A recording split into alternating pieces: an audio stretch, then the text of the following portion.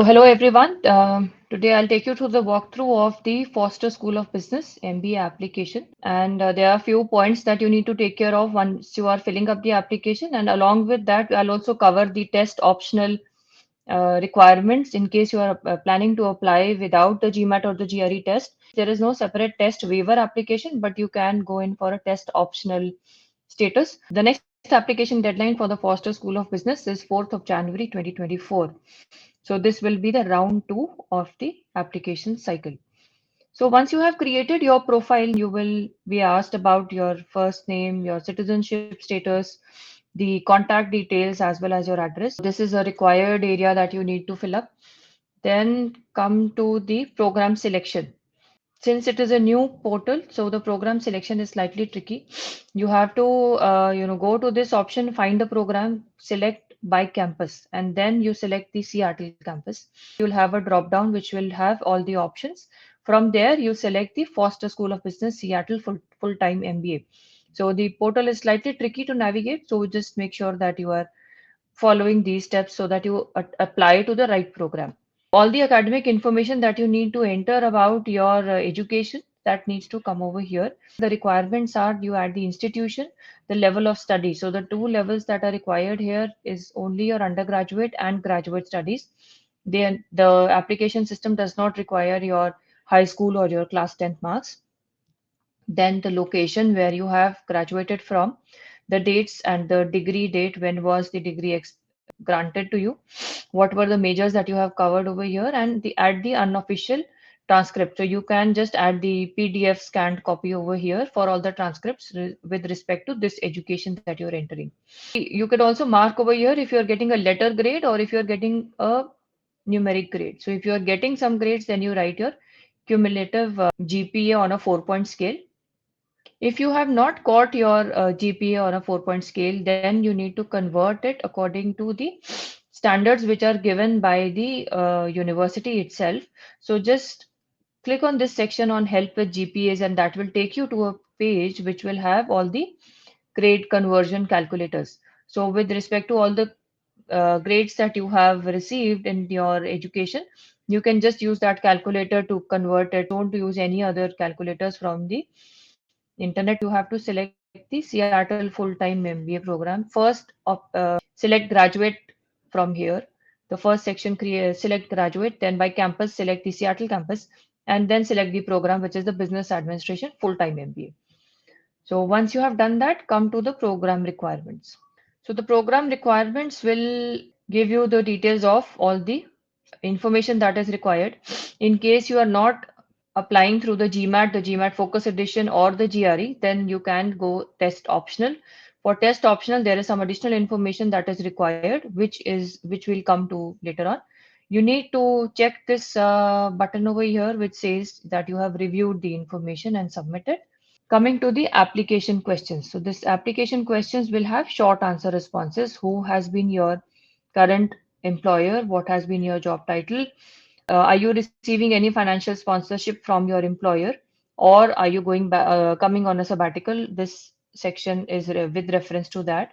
The next question is how many months of full-time work experience. So make sure you are adding months over here, and this will be since earning your high school degree, and the next one is since earning your bachelor's degree. So there is a difference of months, the total number of months in both of these. You have to take the end date as September 2024. So just calculate it in months and add it over here. Then select the industry that represents your current position. So which industry are you currently working in? You need to select from a drop down. You will have options of consulting, CPG, energy, financial services, government, healthcare, hospitality, manufacturing, media and entertainment, non-profit, real estate, retail, technology, transportation, and logistics. Then go to the job function category that best represents your position. So that means select from consulting, finance, accounting, general management, human resources, IT, marketing, operations, or anything else that you have been a part of. Then top choice for your industry post MBA. So you need to select your industry post MBA from a drop down and the intended functional area post MBA from the drop down. So once you have entered this, then you come to the section which asks you if you want to apply through the GMAT or the GRE or without the test scores. If you are applying without the test scores, that means you are going test optional. Then you need to select yes over here and then also add in the specific evidence in your academic and professional experience. So in 150 words, you have to mention how your academic or your professional work experience has given you the advanced analytical and quantitative preparedness. So the main context of discussing anything from your academic pursuits or your professional experience would be with respect to the skills that you have gained in analytics or your quantitative skills. So if you are somebody who's worked in data science, then you can add it over here. If you are somebody who has a lot of finance handling and you are a CFA or a CPA, you have to, make that correlation and explain it in 150 words. Right. So these two next sections are also required to have to decide whether you are giving the permission to the school for reaching out to you on email. Second is a statement of integrity that you have to. Coming to the application materials now, so there are two required essays. The first topic is tell us about your ideas of what lies ahead in your career. Then what are the gaps or deficiencies that are preventing you from achieving your potential career paths, and how do you plan to use Foster MBA to advance in your career. This is a 750 words essay, and there's another essay about a personal story, what resilience means to you, and share some ways that you have demonstrated resilience in overcoming the personal or professional challenges. So this essay is up to 500 words. Another is the resume. So you have to attach your resume. There is no specified format over here, but it is always good to have a clear one-page resume. The first is about diversity and inclusion. So, in case you have practiced inclusion or promoted equity and the advancement of underrepresented groups in your workplace or your extracurricular activities, you have around 500 words to write about that. And the third optional essay about any other information that you would like to share with the admissions committee considering your application. So, if there's anything else that you want to share with them, that you can add in a 500 word limit. The next step for the application is to add your recommenders. So you have to go to this section. Once you get to this section, add the first name, the last name, their organization title, email address is required, and you need to also check one of these whether you're waiving the right to access the report or not. It is advisable to always waive the right to access the report.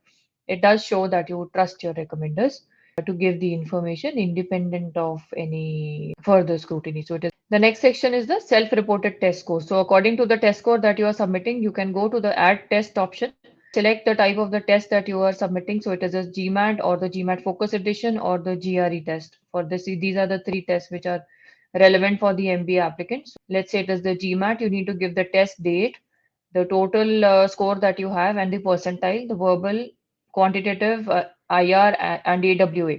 So add the scores and the percentiles, and also be aware that for the GMAT test, the school will take into account your AWA as well as IR. There are a lot of schools which do not consider the IR and the AWA, but with respect to the Foster MBA application, this will be taken into account.